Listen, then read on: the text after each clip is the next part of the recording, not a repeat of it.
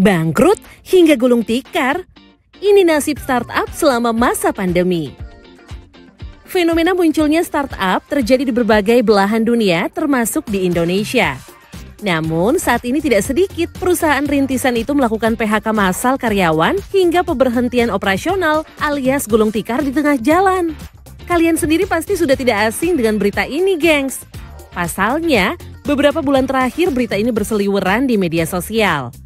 Ada berbagai alasan perusahaan rintisan itu akhirnya gulung tikar. Salah satunya adalah sisi manajerial dari startup yang dianggap masih sangat lemah. Video kali ini, Mbak JT akan membahas daftar startup yang memutuskan untuk gulung tikar. Penasaran ada apa saja? Simak video ini sampai selesai ya. Check this out. Pertama, Airy Rooms. Nama Airy Room sendiri pasti sudah tidak asing di telinga kalian. Pasalnya, startup ini banyak digunakan oleh kaum muda-mudi sebelum masa pandemi. Model bisnis dari Airy Room sendiri adalah penawaran tempat menginap dengan harga yang terjangkau. Pokoknya kalau kalian cari penginapan on budget, pakai Airy aja. Mereka bermitra dengan pemilik properti dari hotel hingga motel kecil untuk menawarkan tempat menginap dengan standar yang sama lewat platform online. Di awal pandemi, Airy sangat kesulitan untuk bertahan karena protokol kesehatan yang sangat ketat.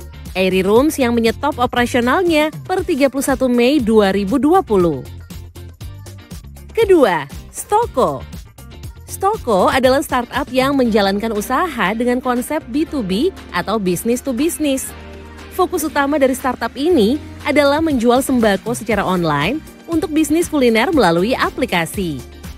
Startup ini memasok bahan makanan segar seperti cabai, telur, hingga ampas kopi ke gerai makanan atau restoran. Stoko terakhir melayani pelanggan pada 22 April 2020.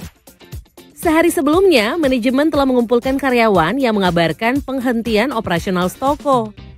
Stoko juga mengumumkan pemberhentian operasional mereka melalui website resmi mereka loh, gengs. Sedih banget ya. Padahal sudah ada 250 orang telah dipekerjakan di Stoko sejak pertama kali didirikan. Ketiga, Klapa. Platform jualan online khusus kerajinan tangan Indonesia, Klapa resmi menghentikan layanannya pada 2019 lalu setelah 4 tahun beroperasi. Tutupnya startup yang satu ini tidak terkait pandemi. Didirikan tahun 2015 lalu, Klapa tak mampu bersaing dengan e-commerce lain seperti Tokopedia, Shopee, dan Bukalapak. Kira-kira apa yang salah ya, gengs, dari bisnis model mereka? Kalau kalian tahu, boleh tuliskan di kolom komentar ya. Keempat, Sorabel. Startup e-commerce fashion Sorabel telah menghentikan operasionalnya efektif per 30 Juli 2020. Kabarnya, Sorabel harus berhenti beroperasi karena kehabisan modal dan kesulitan menggalang pendanaan baru di tengah pandemi. Dalam surat para pemimpin ke karyawan, dijelaskan bahwa perusahaan telah melakukan usaha terbaik untuk menyelamatkan perusahaan. Namun dengan berat hati harus menempuh jalur likuidasi. Kalian sendiri pernah belanja baju di e-commerce ini nggak, gengs? Itu dia 4 startup yang pernah beroperasi di Indonesia namun harus gulung tikar. Pandemi memang menjadi momok untuk banyak orang. Selain alasan pandemi, kekurangan manpower yang berkualitas dan manajerial yang sepadan juga jadi masalah utama dari startup loh. Walau bekerja di startup terlihat menyenangkan, namun tetap ada resiko seperti ini, gengs.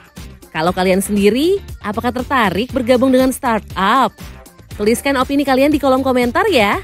See you on the next video. Bye-bye.